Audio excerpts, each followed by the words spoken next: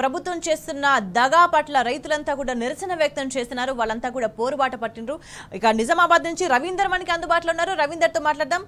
రవీందర్, ప్రభుత్వం నిజంగా రైతులకి వాళ్ళ ఉద్యమ బాట పట్టక తప్పని పరిస్థితి తీసుకొచ్చింది 9 నెలల లోపు. ఎందుకంటే అందుబాటులో ఉన్న ఇమ్మీడియట్ గా ఉన్న అధికారులు కావచ్చు, పై అధికారులు కావచ్చు, వ్యవస్థ ఎక్కడ చూసినా కూడా ఇన్ని నెలలుగా సమస్య ఎక్కడా పరిష్కారం కాకపోగా వ్యవసాయం చేసుకోలేని పరిస్థితి నెలకొన్న నేపథ్యంలోనే రైతులు తీసుకున్న నిర్ణయాన్ని ఎట్లా చూడాలి? ఏమంటున్నారు జిల్లాలో రైతులు?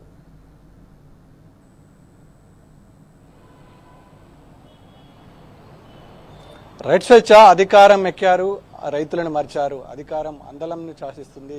రైతుల వల్ల దీనా వ్యవస్థకు దిగజారే పరిస్థితి ఏర్పడింది. ఒడ్డు దాటే వరకు ఓడమల్లన్న, ఒడ్డు దాటిన తర్వాత బోడమల్లన్న పరిస్థితి స్పష్టంగా ఇవాళ కాంగ్రెస్ ప్రభుత్వం వ్యవహరిస్తున్న తీరును పట్టి రైతులు చర్చించుకుంటున్నారు. ఓట్ల కోసమే రాజకీయాలు చేశారు.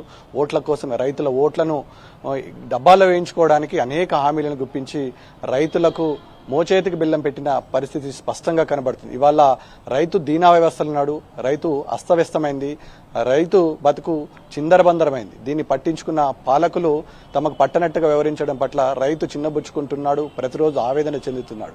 తమ గోసను ఎవరు పట్టించుకుంటారని 1000 కళ్ళతో ఎదురు చూస్తున్నాడు. ప్రభుత్వం వ్యవహరించే పొంతనలేని మాటల వల్ల గాలికి నోరు తెరాల్సిన పరిస్థితి వల్ల రైతు దీనా వ్యవస్థను చూస్తే ఎక్కడ చూసినా తెలంగాణ రాష్ట్రంలో ముఖ్యంగా ఉమ్మడి నిజామాబాద్ జిల్లా వ్యాప్తంగా ఇదే చరిత్ర, ఇదే విషయం స్పష్టంగా కనబడుతుంది. రైతులు గతంతో కంపేర్ చేసుకుంటే తమకు తామే ఇవాళ దీనా వ్యవస్థకు నెట్టువేయబడ్డమా అనే ఒకసారి రైతాంగం చర్చించుకుంటున్న సందర్భం ఇవాళ తెలంగాణ రాష్ట్రంలో ముఖ్యంగా ఉమ్మడి నిజామాబాద్ జిల్లా వ్యాప్తంగా చర్చ నడుస్తుంది. ఇవాళ రైతు బతుకు ఆగమైంది. మొన్నటి వరకు భారీ వర్షాలు, ఆ తర్వాత పంట నష్టం జరిగింది.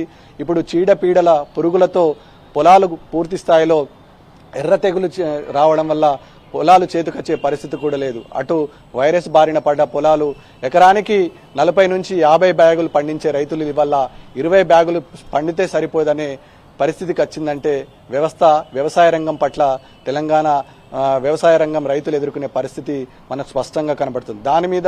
దానికి ఇవాళ ఆసటగా నిందాల్సిన ప్రభుత్వాలు ఇవాళ తమకు పట్టనట్టుగా వ్యవహరిస్తున్నారు.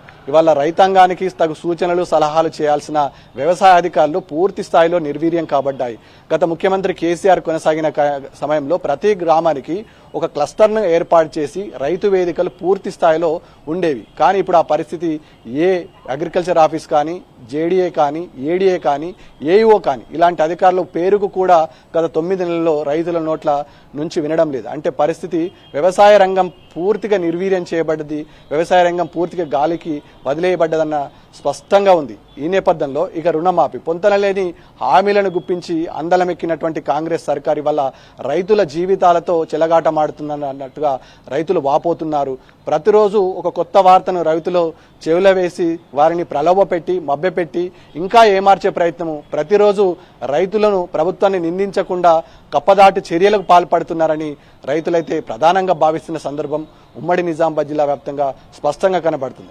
అగ్రికల్చర్ మినిస్టర్ ఒక మాట మాట్లాడతాడు, ఆ తర్వాత ముఖ్యమంత్రి ఒకలా వాగ్దానం చేస్తాడు, ఇంకా సంబంధం లేని మంత్రులు ఒకలా మాట్లాడు. అంటే ఎవరికి కోఆర్డినేషన్ లేక ఇవాళ రైతులు అగాధంలోకి నెట్టివేయడం. స్వయాన ముఖ్యమంత్రి ఆగస్టు 15 తర్వాత సంపూర్ణ రుణమాఫీ చేస్తాం, ఆగస్టు 15 డెడ్ లైన్ పెట్టుకున్నాం, రైతులు ఎవరు ఐదార్యపడద్దు, మీరు ఎవరైతే 2 లక్షలకు పైగా ఉన్నటువంటి రుణం తీసుకున్నారో దాని ఇంట్రెస్ట్ మీరు కడితే సరిపోతుంది, మీరు బ్యాంకుకి వెళ్ళి ఇంట్రెస్ట్ కట్టి చూస్తే సరిపోతుందని చెప్పారు. కానీ రైతులు ముఖ్యమంత్రి మాట చెప్పింది కాబట్టి అప్పో తీసుకొచ్చి 2 రూపాయల ఇంట్రెస్ట్, 3 రూపాయల ఇంట్రెస్ట్, 5-6 రూపాయల ఇంట్రెస్ట్ తీసుకొచ్చి రైతు బాధతో తమ ఏదైతే పోరాటం చేయకపోతే రుణమాఫీ కాదు, రైతు భరోసా రాదు అన్న ఉద్దేశానికి రైతులు వచ్చి వాళ్ళ ఉద్యమ బాట పట్టిందని భావించాలా?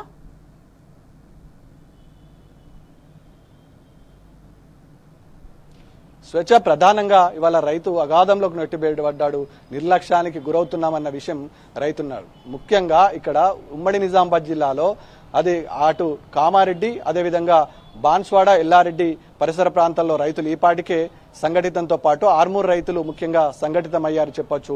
గతంలో 2007లో ఎర్రజొన్నల బకాయిలు వసూలు చేసిన చరిత్ర ఇక్కడ ఉన్నటువంటి ఆర్మూర్ రైతాంగం దక్కుతుంది. ఆనాటి సమైక్యాంధ్రప్రదేశ్లో వైఎస్ రాజశేఖర రెడ్డి ముఖ్యమంత్రి కొనసాగిన సమయంలో ఇదే విధంగా రైతులపైన కాల్పులు జరిపారు.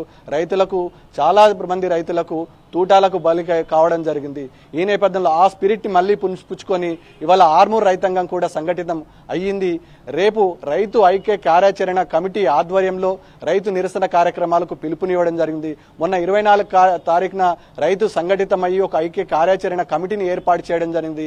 ఈ ప్రభుత్వం మమ్మల్ని ఆదుకునే పరిస్థితి లేదు, ఈ ప్రభుత్వం ఇంకా ఏమారుస్తుంది.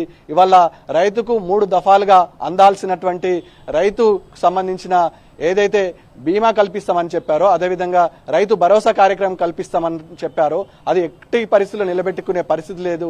మనమంతా సంఘటితమైతే తప్ప, ఈ ప్రభుత్వాన్ని మెడల వంచితే తప్ప మనకు అనుకున్నట్టుగా ప్రభుత్వ రుణమాఫీ చేయదు. అదేవిధంగా రైతు భరోసా, రైతు కార్యక్రమాలు చేపట్టే పరిస్థితి ఉండదు. కాబట్టి ఆర్మూర్ రైతాంగం ఇవాళ సంఘటితం అయ్యింది.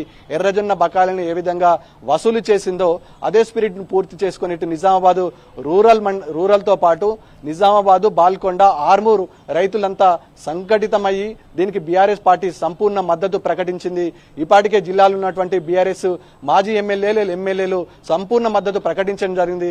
రేపు రైతుల తలపెట్టనున్నటువంటి ఆర్మూర్ నిరసన కార్యక్రమాలతో పాటు బాల్కొండ, అదేవిధంగా నిజామాబాద్ రూరల్ మండలాల్లో నేరుగా రైతాంగం పాల్గొని రైతులకు బాసటగా నిలవాల్సిన అవసరం ఏముంది. ఈ ప్రభుత్వం రైతుల పట్ల వ్యవహరిస్తున్న తీరుపైన నిరసన కార్యక్రమాలు చేపట్టి అవసరమైతే ప్రగతి భవన్ ముట్టడిస్తామని ఈ పాటికే తేల్చి చెప్పడం జరిగింది. అటు కామారెడ్డి జిల్లా చూసుకున్నట్లయితే రైతు కిసాన్ సంఘ ఆధ్వర్యంలో కూడా పెద్ద ఎత్తున నిరసన కార్యక్రమాలకు పిలుపునివ్వడం జరిగింది. ఈ కార్యక్రమాన్ని విజయవంతం చేయాలని ఈ పాటికే రైతాంగం ఉమ్మడి నిజామాబాద్ జిల్లా వ్యాప్తంగా సంసిద్ధమైంది. రైతు ఐక్య కార్యాచరణ కమిటీ, అదేవిధంగా రైతు కిసాన్ సంఘ ఆధ్వర్యంలో పెద్ద ఎత్తున నిరసన కార్యక్రమాలు చేపట్టే ఆస్కారం ఉంటుంది. ఒకవేళ ప్రభుత్వం దిగిరాకపోతే ప్రగతి భవన్ ముట్టడిస్తాం, ఈ ముఖ్యమంత్రి నిలదీస్తాం, జిల్లాలకు కాంగ్రెస్ ప్రజాప్రతినిధులు ఎక్కడా తిరిగినా మేము అడ్డుకుంటామని రైతులు ఐక్య కార్యాచరణ కమిటీ ఆధ్వర్యంలో, భారతీయ కిసాన్ సంఘ ఆధ్వర్యంలో పెద్ద ఎత్తున నిరసన కార్యక్రమాలకు పిలుపునివ్వడం జరిగింది. స్వేచ్ఛ.